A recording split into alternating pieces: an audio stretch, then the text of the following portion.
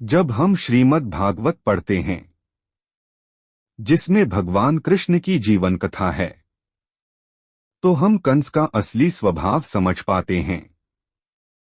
कंस के स्वभाव को समझकर हम जान सकते हैं कि उसने कोई कार्य क्यों किया। आकाशवाणी होने के पहले कंस का देवकी के प्रति बहुत प्रेम था। देवकी की विदाई के समय वो खुद देवकी और वसुदेव का रथ चालक बना। लेकिन जैसे ही आकाशवाणी हुई, कंस ने अपना असली रंग दिखाया।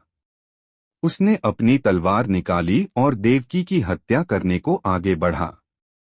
ये देखकर वसुदेव बीच में आए। उन्होंने बातों के सहारे कंस को शांत करने का प्रयास किया।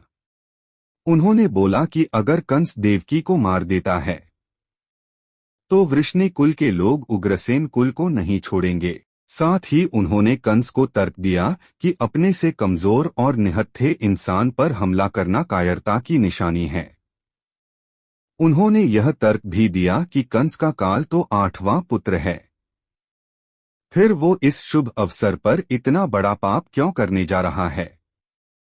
तब तक कंस राजा नहीं बना था और ये सब सोचते हुए उसने उस वक्त देवकी को छोड़ दिया। अब कंस चाहता तो वह वसुदेव और देवकी को अलग अलग कारागार में डाल सकता था, लेकिन उसने सुन रखा था कि 8वीं संतान स्वयं विष्णु रूप होगा। उसे पता था कि विष्णु कितने बड़े छलिया हैं, और अगर उसने उनके जन्म को रोकने का प्रयत्न किया तो कहीं कुछ भयानक ना हो जाए।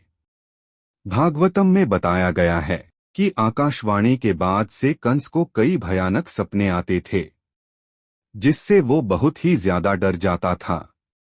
इसलिए वो सोचता है कि मैं शिशु के जन्म लेने तक रुकता हूँ।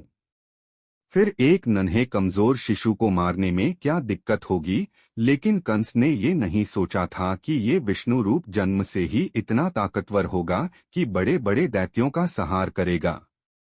कंस मामा ने देवकी और वसुदेव को एक ही कारागार में क्यों कैद किया था?